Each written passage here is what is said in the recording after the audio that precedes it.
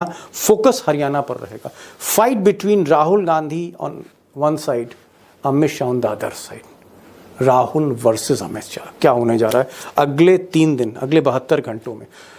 हरियाणा के एक बहुत ही ज़बरदस्त reporter, king of Haryana journalism में, हेमंत अत्री साहब आज फिर से हमारे सामने जुड़े। तमाम व्यस्तता के बावजूद वो जुड़े, कई खुलासे करने जा रहे हैं। मेरा पहला सवाल अत्री साहब से। अत्री साहब, कांग्रेस के अंदर जो मंथन चल रहा है, कांग्रेस के अंदर जो मंथन चल रहा है, उसमें एक बात जो स्पष्ट रूप से आ रही है कि कांग्रेस की हवा तो है। ये तो राजदीप सरदेसाई और सुधीर चौधरी भी मानने लगे हैं कि हवा है, हवा है। मैं आपसे पूछना चाह रहा हूं कि क्या हवा आंधी में तब्दील होती हुई आपको दिख रही है, या हवा सिर्फ हवा ही है? क्या कांग्रेस आज की तारीख में 50-55 पे खड़ी है, या अगर ये आंधी होती है तो 55 के ऊपर जा रही है? और अगर इस तरह की कोई रणनीति है तो इसके बारे में कोई जानकारी हो। राहुल गांधी क्या करने जा रहे हैं, हुड्डा क्या करने जा रहे हैं, शैलजा क्या करने जा रहे हैं? ये हवा क्या आंधी में तब्दील हो सकती है? धन्यवाद दीपक जी। सबसे पहले तो आपके दर्शकों के लिए बता दूं मैं कि कांग्रेस पार्टी ने जब ये चुनाव का शुरू किया था अभियान, जिस दिन चुनाव घोषित हुए थे कार्यक्रम, उस दिन हरियाणा में एक माहौल था कि भाई कांग्रेस की सरकार आएगी। उसके बाद कैंपेन बढ़ा आगे आगे धीरे धीरे, जैसे टिकटे विकटे बटी, कैंडिडेट्स आ गए, तो उसके बाद स्थिति ये बनी कि हरियाणा के अंदर कांग्रेस का माहौल है और कांग्रेस की हवा है, जिसकी आप बात कर रहे हैं और जिसकी हम रोज जिक्र करते हैं, और जो स्कोर भी कार्ड हम बताते हैं उससे भी एक स्पष्ट होता है कि हवा है। लेकिन अब राहुल गांधी ने एक बहुत बड़ा मास्टर स्ट्रोक खेलने का फैसला कर लिया। आमतौर पे 10 साल से मास्टर स्ट्रोक का जिम्मा नरेंद्र मोदी का और मोदी मीडिया का ही था, लेकिन आज राहुल गांधी ने एक बहुत बड़ा मास्टर स्ट्रोक खेलने का फैसला कर लिया है। और वो फैसला दीपक जी ये है कि राहुल और प्रियंका गांधी कल सुबह 10 बजे नारायणगढ़ पहुंच रहे हैं। वहां से वो जो न्याय यात्रा वाला रथ है उस पर दोबारा सवार होंगे। वो नारायणगढ़ अंबाला में है, उसके बाद अंबाला होते हुए और कुरुक्षेत्र आएंगे और 3 रैलियों को संबोधित करेंगे। और ये कार्यक्रम केवल कल तक का नहीं है, कल तक का शाम तक का प्रोग्राम आया है। उसके बाद जो उसके 3 दिन बचेंगे प्रचार के, उसका जो टेंटेटिव प्रोग्राम जो मैंने चेक किया अकॉर्डिंग टू सोर्सेज, और जो लगभग कंफर्म सा है, अप्रूवल आनी है बस, उसमें एक दिन, क्योंकि 3 तारीख की शाम को 5 बजे तक प्रचार है, आपको पता है, तो कल वो यमुनानगर, अंबाला और कुरुक्षेत्र में रहेंगे। 3 रैलियां भी करेंगे, रोड शो भी करेंगे लगातार उस रथ के जरिए। उसके बाद वो एक दिन पूरा गुड़गांव का जो एरिया है, जिसको अहिरवाल और मेवात कहते हैं आप, जो सारा साथ लगा हुआ है, एक दिन वो वहां गुड़गांव के पास, जी, गुड़गांव, अहिरवाल और ये मेवात, जितनी वो 3 बेल्ट है ना, गुड़गांव, महेंद्रगढ़, रेवाड़ी, वो उसको अहिरवाल बोलते हैं, नारनौल तक एक कार्यक्रम उस एक दिन का वहां है। दूसरा दिन जहां कल मोदी जी आए थे, बागड़ का एरिया है, और बांगर का भी एरिया कुछ टच कर सकते हैं वो, यानी कि रोहतक, भिवानी, हिसार, सिरसा, ये वाली जो बेल्ट है, यहां पर वो उसी तरीके की यात्रा करेंगे। उसके बाद तीसरे दिन, जो तीसरा दिन बचेगा, उसको दिन वो जीटी रोड बेल्ट, जो सोनीपत से अंबाला जिसकी हम बात करते हैं, चूंकि वो कुरुक्षेत्र कल आ रहे हैं, तो बाकी जो एरिया बचेगा वो बहुत थोड़ा सा बचेगा। वो बचेगा आपका सोनीपत और करनाल और ये पानीपत वाली बेल्ट, तो यहाँ का वो कार्यक्रम करेंगे, ये प्रस्तावित है। ये जो आपने कहा कि हवा, माहौल और लहर, तो राहुल गांधी की योजना ये है कि इस पूरे खेल को केवल 55 और 60 पे ना छोड़ा जाए, जिसकी हम बात करें लगातार के 60 के आसपास कांग्रेस के लिए। राहुल गांधी को कर्नाटक जैसा मैंडेट चाहिए हरियाणा के अंदर। क्या? एंड ही कर्नाटक जैसा मैंडेट कि बीजेपी सोच भी ना सके। बीजेपी जैसे कर्नाटक में कांग्रेस को मैंडेट मिला, जैसे अत्री साहब, आप कह रहे हो कि राहुल गांधी को कर्नाटक जैसा मैंडेट चाहिए। अरे भाई, जब 90 में से 55 सीटों पर कांग्रेस खड़ी है और हर आदमी कह रहा है, यही रिपोर्ट अमित शाह की टेबल पर है और वही रिपोर्ट आप भी पढ़ रहे हो, 55 55 55। मैं कह रहा हूं कि जब 55 पर कांग्रेस है तो फिर अब कौन सा फार्मूला राहुल गांधी लगा रहे हैं? अब 55 के ऊपर 65 पर ले जाने का मतलब क्या है? जीत तो जीत है ना सर। दीपक जी, मत नहीं, ये जीत वाले जमाने चले गए। अब वहां पर मोदी और अमित शाह और जेपी दलाल जैसे लोग बैठे हैं ना, जो ये कह रहे हैं कि 6 महीने में सरकार चलती कर देंगे। तो राहुल गांधी ने उसको चैलेंज के तौर पे लिया है हरियाणा के मामले में, और बड़ा स्पष्ट है कि जो मैंडेट जिस तरीके का तेलंगाना में आया, जिस तरीके का कर्नाटक में आया, उनको उससे नीचे कुछ नहीं चाहिए। दिल मांगे मोर वाली स्थिति है। और उन्होंने ये तय कर लिया है, वो तय कर लिया है उन्होंने कि यहां पर वो सर्जिकल स्ट्राइक टाइप की चीज करने जा रहे हैं। और इसका मंतव्य कहां से मिलता है? देखिए, वो शुरू कहां से कर रहे हैं, ये बड़ा इंपॉर्टेंट है। नारायणगढ़ से शुरू कर रहे हैं, अंबाला के अंदर। वो कौन सी जगह है जहां पर 2014 में श्रीमान नायब सिंह सैनी विधायक बने थे और पहली बार मंत्री बने थे। और खत्म कहां कर रहे हैं, वो और भी महत्वपूर्ण है, वो खत्म लाडवा कुरुक्षेत्र में कर रहे हैं, जहां पर नायब सिंह सैनी अब चुनाव लड़ रहे हैं। ओहो, मतलब नायब सिंह सैनी जो चीफ मिनिस्टर हैं इस वक्त हरियाणा के, संघर्ष कर रहे हैं जीतने के लिए, जहां से वो पिछली बार चुनाव लड़े थे और जहां से अब लड़ रहे हैं, ये राहुल गांधी का स्टार्ट और स्टॉप पॉइंट है। Exactly, that's what it is. तो उसके पीछे खेल क्या है, इन्होंने ऑफिशियली घोषित कर दिया है बीजेपी और अमित शाह ने कि हमारे दावेदार मुख्यमंत्री पद के नायब सिंह सैनी है। अलग बात है कि वो आपके मित्र जो गब्बर हैं वो भी कह रहे हैं कि मैं भी दावेदार हूं, जो आज तक हुए नहीं कभी। ऐसे ही रविंद्र जीत भी अलग कहानी जोड़े हुए हैं वहां पे। हकीकत ऑफिशियली ये है कि जो ये अपने क्या नाम है, नायब सिंह सैनी साहब है, ये ऑफिशियली डिक्लेयर किए हैं, Rahul Gandhi has taken on himself कि मैं देखता हूं इनको कि वहीं पर जाकर के नारायणगढ़ से शुरू करेंगे और वहां पर आके खत्म करेंगे जनसभा। जो 3 रैलियां हैं बेसिकली, कल जनसभाएं कहूंगा मैं तो। पहली जनसभा जो है वो नारायणगढ़ में है, दूसरी जनसभा जो है वो अपने क्या नाम इसका मुलाना में है, और तीसरी जो है वो थानेसर में है, और खत्म वो करेंगे लाडवा के अंदर। तो ये बहुत ही क्लियर है दीपक जी एकदम कि इसके पीछे मंशा क्या है। मंशा क्या है। बड़ी बात आपने कही कि राहुल गांधी चाहते हैं कि ये जो 55 सीटें हैं, ये 55 सीटों पर राहुल गांधी को संतोष नहीं, is not satisfied. Rahul Gandhi चाहते हैं कि अगर हवा है, इसको अगर हम आंधी में तब्दील करें, मैं 55 सीटों को अगर 65 सीटों पर ले जाता हूं तो मैं सेफ हूं। मेरे विधायक इनकम टैक्स के छापों से सेफ हैं, ईडी के छापों से सेफ हैं, सीबीआई से सेफ है। अत्री साहब, जम्मू कश्मीर की हमने बात कर ली क्योंकि जम्मू कश्मीर को अत्री साहब लेना जरूरी था, क्योंकि चुनाव एक साथ हो रहे हैं, नतीजे भी एक साथ आएंगे, तो मुझे लगा कि जम्मू कश्मीर हमें जरूर लेना चाहिए। अब चुनाव वहां औपचारिकता के लिए हो रहे हैं, क्या नतीजे आएंगे तो बाद में देखेंगे। लेकिन मुझे एक चीजें बताइए अत्री साहब, असली बैटल तो हरियाणा में है, Congress versus BJP, Rahul Gandhi versus Modi. आपको लगता है कि क्या बीजेपी ने थोड़ा सा इंप्रूव किया है अमित शाह की रैलियों के बाद, मोदी जी की रैलियों के बाद? मोदी जी अभी फिर वहां फोकस कर रहे हैं, अमित शाह फोकस कर रहे हैं, और जिस तरह से अमित शाह ने अपने हाथ में कमान ली है, आपको लगता है कि बीजेपी की टैली इंप्रूव कर सकती है?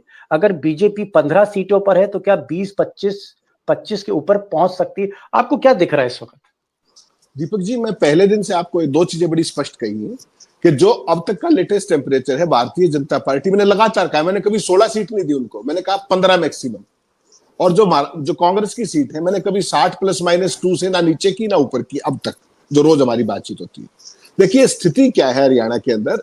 आपको लगता है हरियाणा में 90 सीटें, जो कि सच भी बात है, लेकिन हरियाणा में भारतीय जनता पार्टी जो चुनाव लड़ रही है वो 120 सीटों पर चुनाव लड़ रही है। अब आप कहेंगे साहब ये कैसे हो गया? 90 में से एक कैंडिडेट तो उन्होंने विड्रॉ कर लिया था, 89 रह गए थे उनके सिरसा में कांडा के साथ सेटिंग करके, आपको पता है कैंडिडेट विड्रॉ कर गया जी। अब भारतीय जनता पार्टी ने अपनी गत जो ग्राउंड पे हो रही है, खासतौर पे रूरल एरियाज के अंदर, उसने उसको पहचान लिया है, और मोदी जी का 3/4 कैंपेन हो चुका है, केवल एक पलवल की रैली बची हुई। ठीक जी। अब बीजेपी के पास क्या है, बीजेपी ने अपनी रणनीति बदल ली है, मैंने पहले भी बताया था आपके यहाँ।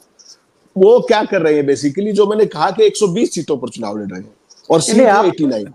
एक मिनट अत्री साहब, बड़े अजीबो गरीब आंकड़े लाते हो, कंफ्यूज करते हो, मुझे भी कंफ्यूज करते हो, सर घुमा देते हो। अरे भैया 90 सीटें तो 120 सीट पे मोदी कैसे लड़ सकता है? हाँ, लड़ रहे हैं, मोदी है तो मुमकिन है, कुछ भी 120 सीटों का क्या मतलब है? हाँ, तो इसको देखिए आप, 89 कैंडिडेट उनके अपने हैं, उनके पास सारी लेटेस्ट रिपोर्ट्स आ गई हैं, सर्वे आ गए हैं। 31 सीटों को उन्होंने पिन पॉइंट किया है कि यहां पर कांग्रेस को ये लोग हरा सकते हैं 31 सीट्स पे, वो चाहे विपक्षी हो, चाहे आईएनएलडी हो, चाहे वो इंडिपेंडेंट हो, चाहे वो बसपा हो, चाहे कोई हलोपा हो, चाहे कोई हो।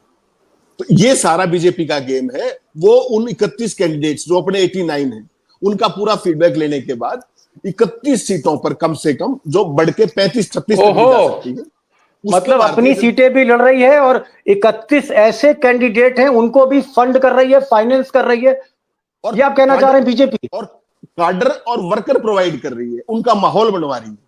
महम एक एग्जाम्पल है, आपका हिसार एक एग्जाम्पल है, जहां कल मोदी जी आए थे। मोदी जी ने कोई एक शब्द सावित्री जिंदल के बारे में कहा, मोदी जी ने एक शब्द इनेलो के बारे में कहा, मोदी जी ने एक शब्द बसपा के बारे में कहा, जजपा के बारे में कहा, चंद्रशेखर रावण के बारे में कहा, किसके बारे में कह रहे थे वो? सिर्फ कांग्रेस के बारे में। इसका मतलब बाकी सारे अलाई है क्या? समझना पड़ेगा ना।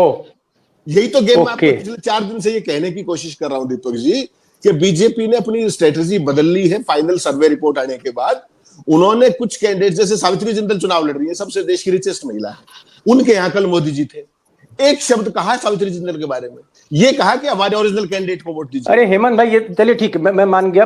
देखिए, आपके पास जानकारियों का पिटारा है, और अगर आप बोलते रहेंगे सुबह हो जाएगी, भोर हो जाएगी, और आप हरियाणा की एक एक सीट उसके अंदर चले जाओगे।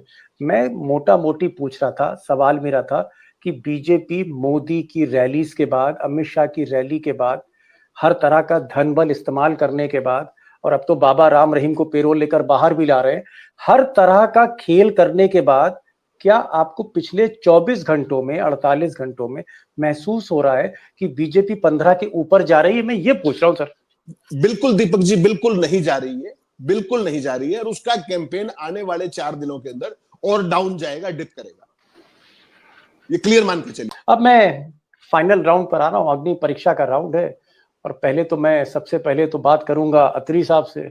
आज तो रिपोर्ट कार्ड पूछना ही है इनसे, और जब मैं अग्नि परीक्षा की बात करता हूं तो थोड़ा चेहरे पे थोड़ा टेंस हो जाते हैं अत्री साहब, ये नहीं समझ नहीं आता मुझे। आप टेंस हो जाते हैं भाई, कोई एग्जाम थोड़ी ना देना है सर बोर्ड का। आप जैसा महारथी जो चल रहा है हरियाणा पर पिछले 6 महीने से, बस्ती बस्ती, पर्वत पर्वत, हर जगह आप पूछ रहे हो, नब्ज आपके पास है, आप क्यों इतना घबराते हैं? आप बताइए, आज बताइए, खोलकर बोलिए, what is the score card right now?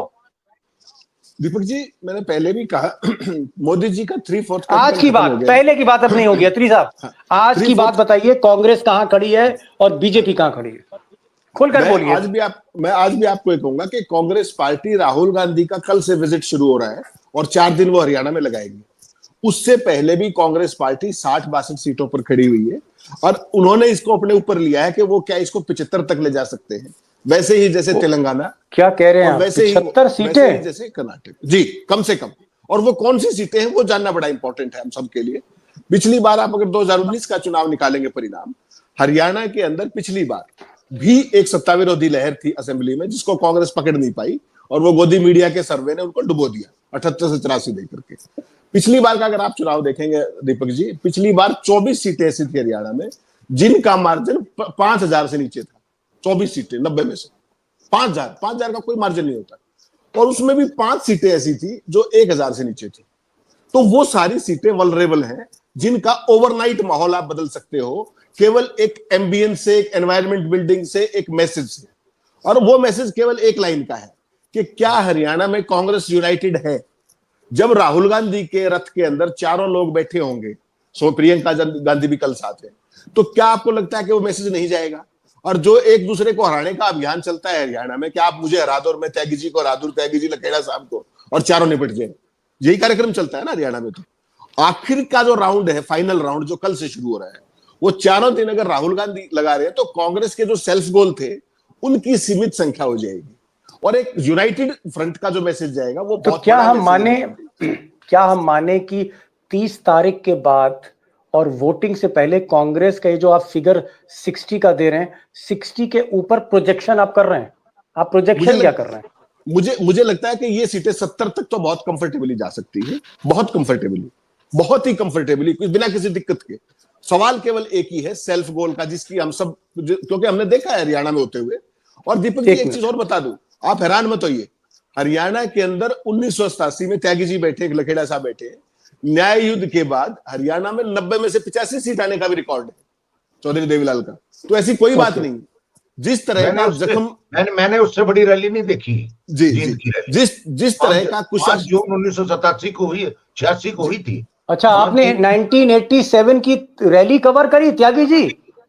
5 जून 1986 की रैली, देवीलाल मेरे दोस्त थे। चलिए, हमारा सौभाग्य है कि 5 सितंबर 1987 की रैली, बहुत से हमारे दर्शक दोस्त पैदा नहीं हुए होंगे जो देख रहे हैं प्रोग्राम, और ये साहब बैठे हुए, इन्होंने रैली कवर करी है। Heads of sir, heads of. अच्छा, बीजेपी तो बता दीजिए साहब, खट्टर साहब, मोदी जी, अमित शाह, इनकी टीम के बारे में तो बता दीजिए कि कितनी सीटें ला रही है? भाई साहब, दीपक जी, बीजेपी, मैंने पहले दिन से कहा, BJP at the max, best possible case scenario 15, और I will not be surprise if they are in single digit. ज्यादा संभावना सिंगल डिजिट की है। बड़ी कंजूसी कर रहे हैं अत्री साहब जी जी, आपका तो दिल बड़ा, लोग कहते थे आपके बारे में दिल आपका बहुत बड़ा है, मैं तो बड़ा देख रहा हूं आप कंजूसी कर रहे हैं। दीपक जी एक सेकंड दीजिएगा। कैप्टन अभिमन्यु, अनिल विज, जेपी दलाल, अपने नायब सैनी, आप नाम गिनते जाइए जो जो कैबिनेट में, मूलचंद शर्मा, कितने भी नाम जो है। पिछली बार 12 में से 10 मंत्री आ रहे थे, इस बार तो मुख्यमंत्री की शामत आई हुई है। लेकिन वो तो, बबली जो है कैबिनेट मिनिस्टर, वो तो जीत रहे हैं टोहाना से, वो हार रहे हैं। उनका 3 बार तो विरोध हो लिया, 2 बार पंचायतें हो ली, उनका क्या होगा? रूरल बैकग्राउंड, रूरल सारी की सारी फतेहाबाद। तो ये भी बता दीजिए कितने कैबिनेट मिनिस्टर हार रहे हैं, बोल दीजिए ना, बोल ही दीजिए उसमें क्या है। दीपक जी, जब मुख्यमंत्री की कुर्सी सुरक्षित नहीं है विधायक के तौर पर, तो किस चाहे उस मंत्री की गारंटी लेंगे आप? इवन बीजेपी भी गारंटी ले सकती किसी भी एक seat. Know that point is very convincing. इन्होंने एक बड़ी बात कही, उनका कि साहब जब मुख्यमंत्री नायब सिंह सैनी, उनकी सीट ही सुरक्षित नहीं है तो मैं कैसे बीजेपी को 15 से ज्यादा दे दूं। तो ये बता रहे हैं 70 के आसपास कांग्रेस पहुंच सकती है। ये डिपेंड करेगा अगले 72 घंटे कांग्रेस का कैंपेन किस तरह का होता है, ये वो कह रहे हैं। और बीजेपी को लेकर अत्री साहब टस से मस नहीं हो रहे, 15 के ऊपर नहीं ले जा रहे हैं।